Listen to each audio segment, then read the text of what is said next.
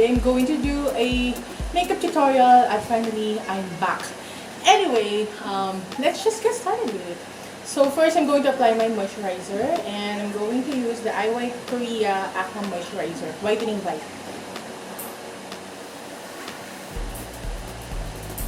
Next, I'm going to apply this L'Oreal True Match Blur Cream. So, parang itong magsisilbing primer natin. And I really love this kasi parang, ano yun, parang nadidiminish niya yung pores. Diminish. Facial. So, especially on the areas kung saan malaki yung aking pores. So, that means my T-zone, my nose, and then my cheek area. Oo, may salamin kasi doon sa video. So next, we're going to apply foundation, and the foundation that I'll be using is this L'Oreal True Match Foundation. At alam ko maraming may gusto ng foundation na to, and I'm in the shade Warm Nude Beige W3. So medyo gagayahin ko ngayon yung style ni Manny MUA tsaka ni Jeffree Star na uunahin muna yung face makeup, yung foundation, concealer, powder, contour before the eye makeup, eyebrows, and whatever. Ganda sa mukha ng L'Oreal Blur Cream kasi parang kumikinis. Nararamdaman mo din. Pero ayoko dito eh. Messy lang gamitin kasi diba ang laki ng butas niya. Anyway, okay lang. Maganda naman siya. I'm just using this flat top brush from my Beauty Cosmetics Dayan brush head. Sorry nasa gilid kasi yung mirror.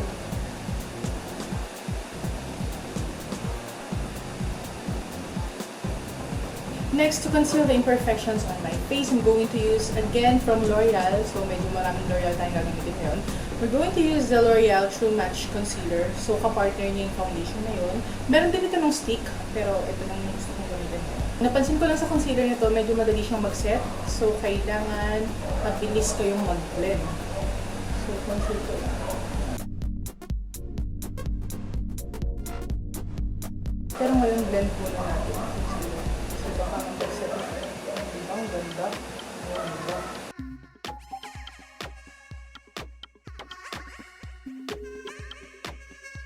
Next, sabi ko sa inyo same concealer pa din, but this time, ang gamit kong shade ay yung Fair Light. Yung kanina kasi light medium.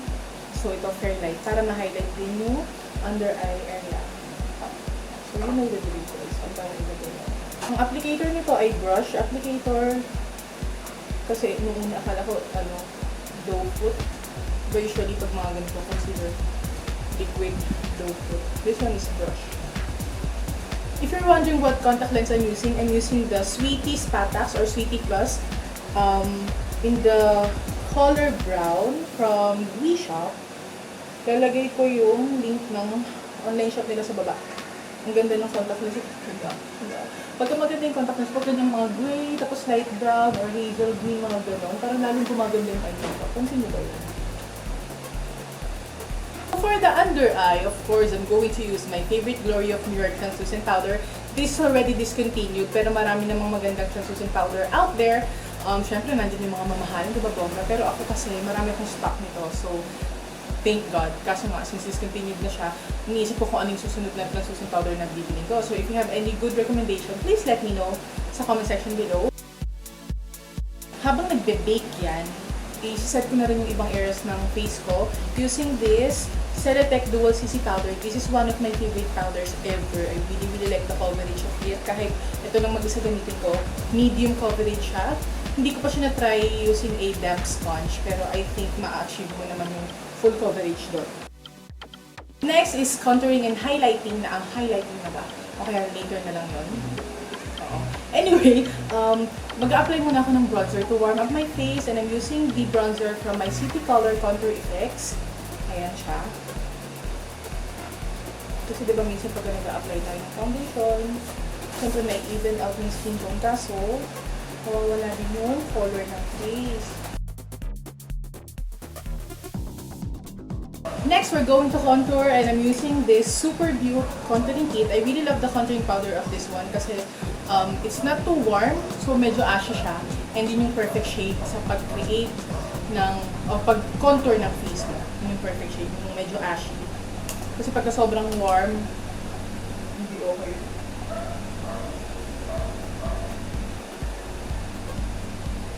And of course, yung jawline. Double chin. So mamaya na natin i-contour yung nose. Mamaya na rin ako mag-highlight at maglalagay ng blush para makita ko kung anong bagay kasi wala pa naman yung eye makeup, diba?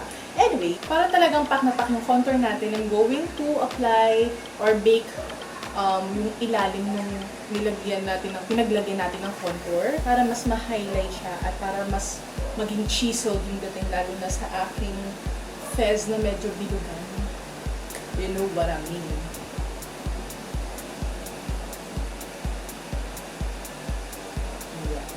Sinasabi ko sa inyo. So, habang nagbe-bake yan, natapos na tayo sa face or sa base makeup natin, sa kilay na tayo. And, ano ba yun? Mali pala yung tinanong ko. And today, I'm going to use the Maybelline Fashion Brow Duo Shaper. Ito yung, ang kabila niya ay pencil and then yung other end ay eyebrow powder.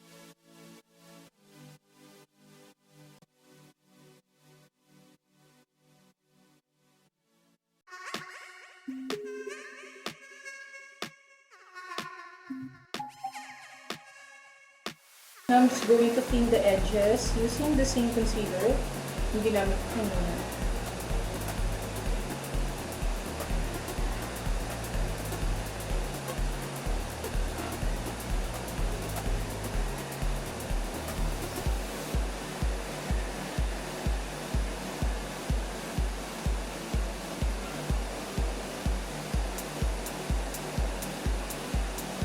Ayan, tapos na tayo sa kilay. And for the eye makeup, I'm going to use this L'Oreal La Palette Nude. And this is the first time na gagamitin ko tong palettes na to. Natry ko na siya once lang. Pero parang very simple lang yung ginawa ko nung makeup na yon kasi tinry ko nga lang yung pigmented siya or what. Anyway, ayun, gagamitin ko pareho. Ito yung beige. And then this one is rose. 01 Rose, 02 Beige. Pareho kong gagamitin ko.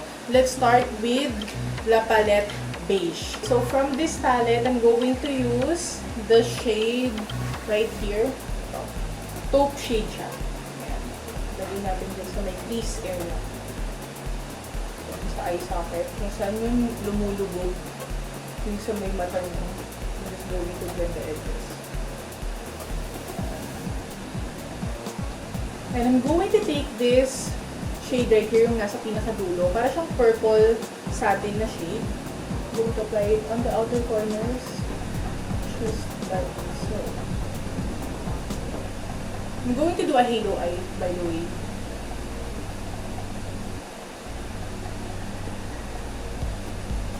And then also here on the inner corners, inner thirds.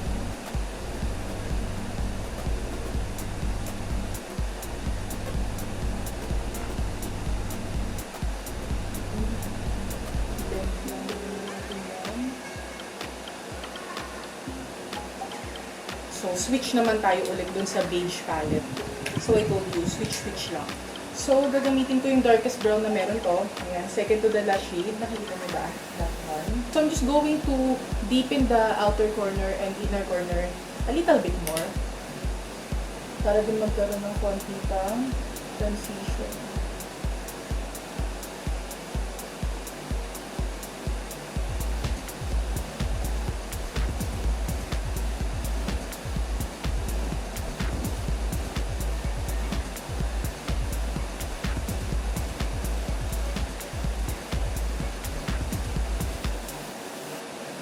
Going to apply this peach shade right here. Peach nga ba to? Ayan, yung shade na yan. Again, from the Rose palette. Huwag kayong mali dito. Maglalagay na lang ako ng parang caption somewhere here. Ayan, lalagay natin yung dun sa gitna. At yan ang ating magiging spotlight.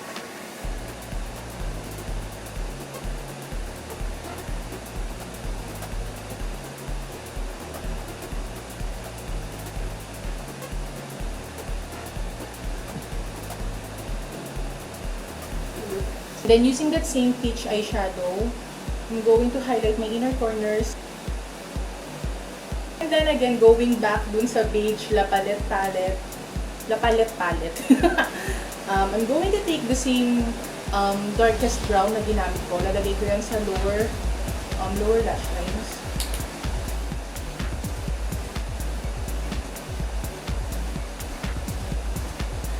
Next, I'm going to take my Maybelline Hyper Sharp Power Black, and I really love this eyeliner, one of the best eyeliners that I've tried in my life.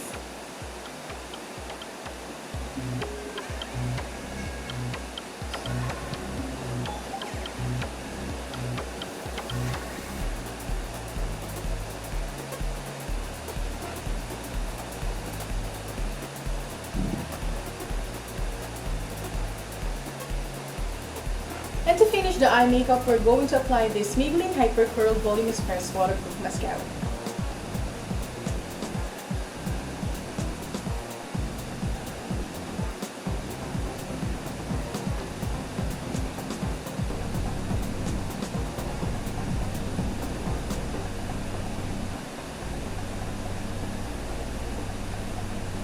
Ayan, halo eyes, and then winged eyeliner. And that's it. Gaya ng sinabi ko kanina, you can use false eyelashes if you prefer. Pero ako kasi hindi talaga ako mahilig mag-falsies.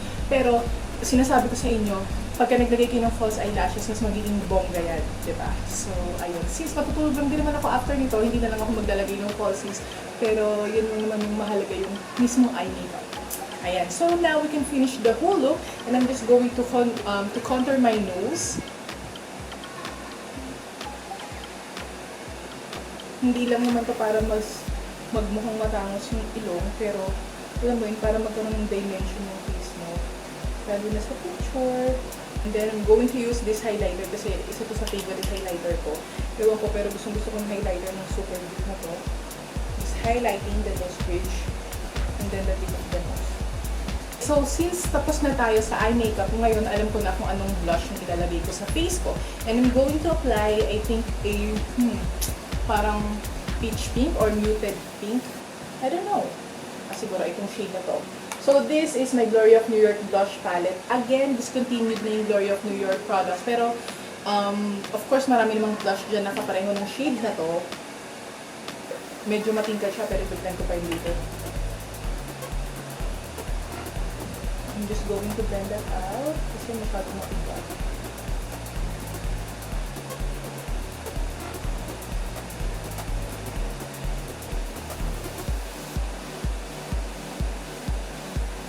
Okay, doon na tayo sa fun part, highlighting. Let's go to highlight. Ganun. Ito din yung highlighter na ginamit ko sa aking Instagram makeup tutorial. Instagram-inspired makeup tutorial. And then for the lips, I'm going to try for the first time this NYX Liquid Suede cream lipstick. And this is in the shade 04. Kasi mga fans ng Hinebra dyan. Grabe kagabi yung game na to. Nakakaloka. Champion sila after 8 long years. They're back. Sobrang fanatic kami ng family namin sa Hinebra. So, nung nanalo sa kagabi-gabi, sisigaw na gawa. Ano nakakaloka? Masaya-saya lang. Anyway, yun nga.